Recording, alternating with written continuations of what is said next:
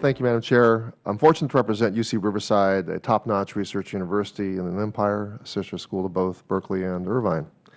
I want to get straight into the questions. Dr. Dehmer, in the majority's draft authorization of the Office of Science, the Biological and Environmental Research Program is directed to, quote, prioritize fundamental research on biological systems and genomic science over the rest of the portfolio. This is clearly a way to implicitly say, take money from climate and environmental research. Do you support this language in the discussion draft? No, we do not support that. The climate and environmental sciences part of biological and environmental research is extremely important, and we do not want to disadvantage that in the way that the language in the majority bill has been interpreted. Thank you. Dr. Simon. I concur with this answer, and I'd just like to add that the environmental and climate research in the Office of Biological and Environmental Research is an important and integral part of the DOE mission. We shouldn't really think of, say, climate as a standalone enterprise, but think about how it interacts with other parts of the program. For example, climate science allows us to predict rainfall, precipitation in the West. That ties into the availability of water. The availability of water, again, has energy impacts in terms of how hydropower will be generated, how water will be used in energy technologies. So the Department of Energy is uniquely situated to explore not just climate in itself, but the interaction of climate with the ecosystem, and in a situation where this fundamental research can lead to important insights for our future. Thank you. Dr. Hemminger, I believe you sort of stated your opinion in your opening statement. Would you care to add anything?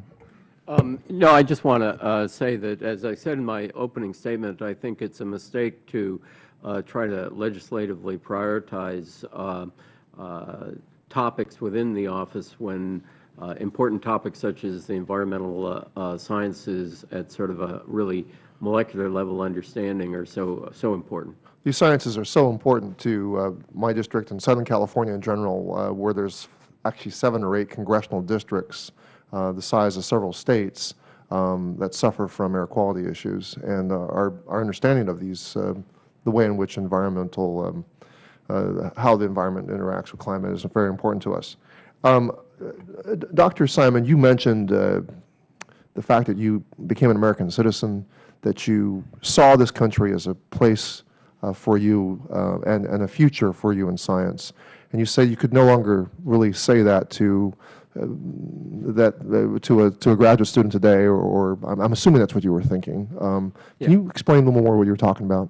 Thank you for the question. I think if I look at the steady state today, if I look at what the research facilities are, what the infrastructure is, what our educational institutions are, what our opportunities are to work with industry, how industry is working with us, America is still very clearly #1. However, what I'm concerned about is the trend. And just to give a very recent example, if we have issues such as sequestration, which means that we have to look at future staffing, if we look at the partial shutdown where uncertainty goes through the system, what we're signaling to the next generation of scientists is that the future of science in the country is no longer as certain as it was. We're sending a very strong signal saying, yes, there is a great infrastructure here, there is the opportunity here to work with top minds in the field, but we cannot guarantee you that 30 years from now that situation will be the same, because if we are on a path of continued reduction in funding, continued uncertainty about the longevity of some of the research projects, somebody who has to stake a 30-year career will have to very carefully look where he or she will go. So many of our top, bright graduate students might place a bet on other countries that seem to have a different trajectory. Yes, I think we are at a inflection point where it could very well be that some of our brightest researchers will look elsewhere, in particular looking at Europe. From my personal experience, I would have said, in particular in my field, to put this in historical context, in 1980 there was no doubt about the differential between what was happening in America and what is happening in Europe. Today I would say Europe has pulled up and is in many areas, even in some areas, even ahead of us. Thank you so much for your testimony. Uh, Dr. Dehmer is a former high school teacher. Improving STEM and STEAM education is one of my top priorities. We must ensure we're preparing our students and teachers to succeed in the 21st century. Overall, what will the role of the Department of Energy be in furthering STEM education, especially as it relates to meeting future energy workforce development needs? Yes, the major role that we play is the support of graduate students through our grants program. However, we also have a program called Workforce Development for Teachers and Scientists. I know this program well because I'm actually the director of it, and in addition to the other things I do. That program places 1,000 people a year at the labs for internships. It's undergraduate students, a new graduate program that will place graduate students for periods of 3 months to up to 2 years at the laboratories to do their work, and visiting faculty and students that they might bring with them. So through this program, the Department of Energy Office of Science hopes to get students and faculty engaged in laboratory research, seeing the laboratories as an excellent place to have a career or an excellent place to collaborate with staff at the laboratories.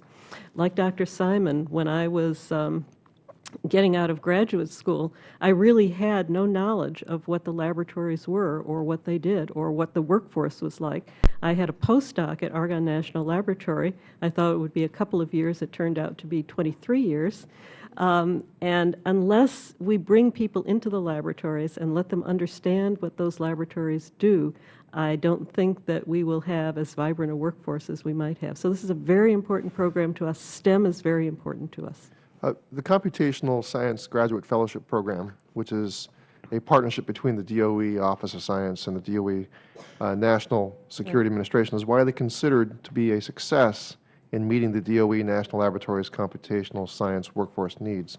Under the President's budget proposal, will this program still be administered by the NSF? We don't know what the implementation of the consolidation of the STEM programs is going to look like because that hasn't been fully explored. I agree with you that the Computational Sciences Graduate Fellowship Program is one of the outstanding fellowship programs that we have run for over 20 years. It has reviewed outstandingly, and it is essentially the who's who of computational sciences have gone through that program. So that is one of our concerns in the consolidation. Great. Madam Chair, I have no further questions. I yield back.